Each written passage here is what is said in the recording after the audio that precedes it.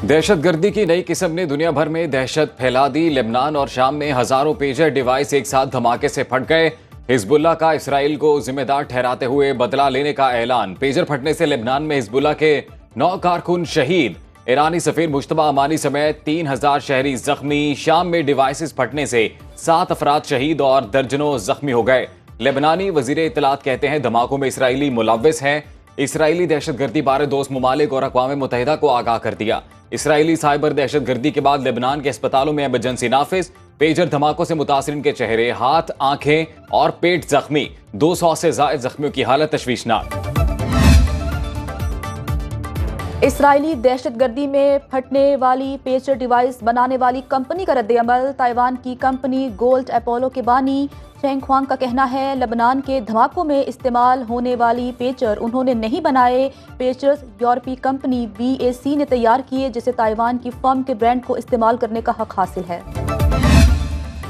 Lebanon में pager धमाकों बारे सनसनीखेज इंकशाफात। इसराइल की खुफिया एजेंसी मुसाद ने धमाकों से चंद माह पहले हिजबुल्लाह के लिए बनाए गए 5000 पेजर्स में धमाका खेज मवाद नस्ब कराया था। लेबनानी सिक्योरिटी ज़राए के मुताबिक हिजबुल्लाह ने ताइवान की कंपनी गोल्ड अपोलो को 5000 पेजर्स का ऑर्डर दिया था।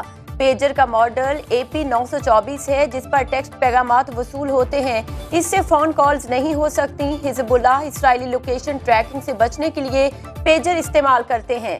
मुसाद ने पेजर के अंदर एक बोर्ड लगवाया जिसमें छुपा धमाका खेज मवाद एक कोड के जरिए फट सकता था। लेबनान और शाम में इसराइल के साइबर हमले की अक़वाम आलम की तरफ से शदीद मज़म्मत। ईरानी वज़ीर ख़ारिजा का लेबनानी हम मनसब से राब्ता। बोले पेजर हमले इसराइल की दहशत गर्दी है। हमास के मुताबिक सहूनी हुकूमत ने आलमी क़वानीन की खिलाफ वर्जी की। अक़वाम मुत्तहिदा की शहरियों की अमवात की मज़म्मत। तर्जुमान स्टीफन दुजाक ने लेबनान की सूरत हाल को तशवीशनाक करार दे दिया। बरतानिया की तरफ से खित्ते की सूरत हाल मजीद बिगड़ने के खदशे का इजहार। अमरीका का पेजर धमाकों से इजहार लाताल्लुकी। तर्जुमान अमरीकी महकमा खारजा मैथ्यू मिलर कहते हैं मशरिक़ वस्ता में कशीदगी बढ़ाने वाला कोई भी इक़दाम बाइसे तशवीश है। हमलों के पीछे कौन है कुछ नहीं कह सकते। तर्जुमान Pentagon major general Patrick Ryder ने कहा अमरीका खित्ते में अमन चाहता है, हमारा इन धमाकों से कोई ताल्लुक नहीं। इलेक्शन कमीशन में PTI इंट्रा पार्टी इंतखाबात केस की समाअत। मेंबर सिंध निसार दुरानी की सरबराही में 3 रुकनी बेंच ने केस की समाअत की। बैरिस्टर गोहर की इलेक्शन कमीशन से 3 हफ्तों की मोहलत की दरखास्त। Member KP justice retired Ikramullah ने रिमार्क्स दिए 5 साल के अंदर आपने इंतखाब नहीं करवाए। मुकर्ररा मुद्दत के बाद इंट्रा पार्टी इंतखाब करवाने के नतायज भुगतना होंगे।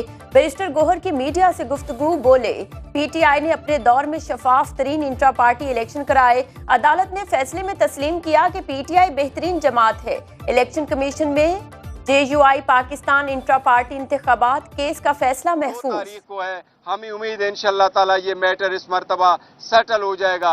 सुप्रीम कोर्ट ऑलरेडी इस मसले को हल कर चुकी है। हमें उम्मीद है इंशाअल्लाह इलेक्शन कमीशन इस मरतबा मजीद रोड़े नहीं अटकाएगा और इंशाअल्लाह हमारे इलेक्शन को एक्सेप्ट करेगा।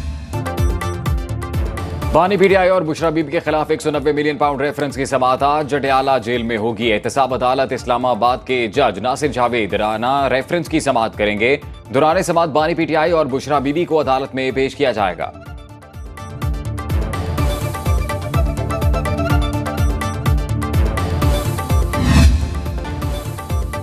आईनी तरमीम पर हुकूमत का तहरीक इंसाफ से राबता। ज़राए के मुताबिक वज़ीर आज़म के मुशीर राना सनाउल्लाह की पाकिस्तान तहरीक इंसाफ से ड्राफ्ट का जायजा लेने पर गौर की इस्तदा।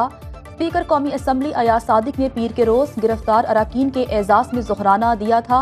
ज़ोहराने में राना सनाउल्लाह ने पाकिस्तान तहरीक इंसाफ के अराकीन से ड्राफ्ट पर लीगल टीम से मुशावरत का कहा। राना सनाउल्लाह ने ज़ोहराने में ड्राफ्ट के लिए वज़ीर कानून आज़म नज़ीर तारड़ से टेलीफोनिक राबते में अपोजिशन को ड्राफ्ट देने का कहा। राना सनाउल्लाह ने पाकिस्तान तहरीक इंसाफ के अराकीन से ड्राफ्ट बारे बानी पाकिस्तान तहरीक इंसाफ से मुशावरत का भी कहा। PTI अराकीन ने हुकूमत को मुजवज़ा आईनी तरमीम पर पाकिस्तान तहरीक इंसाफ की क़यादत से राबते की तजवीज़ दी। लाहौर हाई कोर्ट में अज़मा बुखारी की फेक वीडियो के खिलाफ दायर दरखास्त पर समाअत। अदालत ने DG FIA को पीर के रोज ज़ाती हैसियत में तलब कर लिया।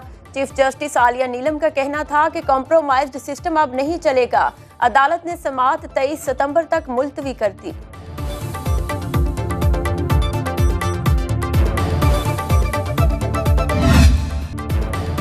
لاہور میں تیفی بٹ کے بہنوئی جاوید بٹ کے قتل کی تحقیقات میں پیش رفت۔ Organised crime unit Model Town کے مطابق قتل میں ملوث ایک اور ملزم گرفتار کر لیا۔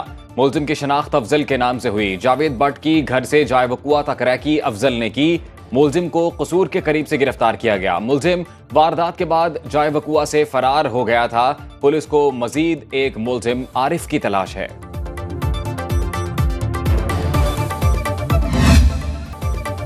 پاکستان کا افغان سفارتکاروں کی بد تہذیبی پر شدید رد عمل۔ ترجمان دفتر خارجہ ممتاز زہرا بلوچ کا کہنا تھا، افغان سفارتکار کا اقدام قابل مذمت ہے۔ میزبان ملک کے قومی ترانے کی توہین سفارتی آداب کے منافی ہے۔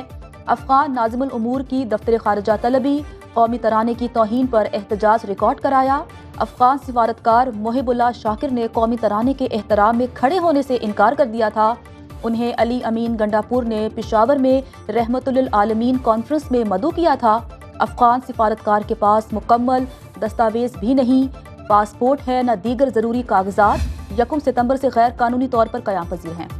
امریکہ میں صدارتی انتخابات سے قبل انتخابی عملے کو مشکوک لفافے موصول۔ ریاست اوہایو، نیبراسکا، اوکلاہوما سمیت دیگر ریاستوں میں مشکوک پیکٹس ملنے کی اطلاعات۔ امریکی میڈیا کے مطابق انتخابی عملے کو ملنے والے پیکٹس میں مشکوک پاؤڈر والے خطوط تھے۔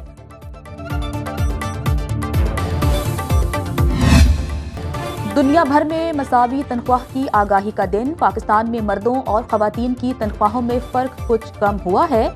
دن انسانی حقوق اور صنفی مساوات کے ساتھ پائیدار ترقی کے اہداف کے حصول کی عکاسی کرتا ہے۔ عالمی سطح پر صنفی تنخواہ کے فرق کا تخمینہ تقریباً 20% لگایا گیا ہے۔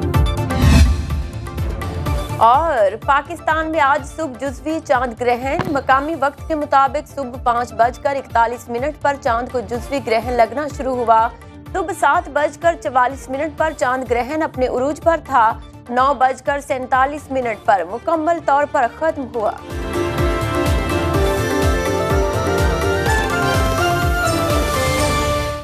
اب خبر آپ کی دسترس میں، ہر وقت بر وقت۔ ابھی سنو نیوز کے یوٹیوب چینل کو سبسکرائب کیجئے، بیل آئیکن پر کلک کیجئے اور باخبر رہیے ملکی اور بین الاقوامی حالات سے یقین کے ساتھ۔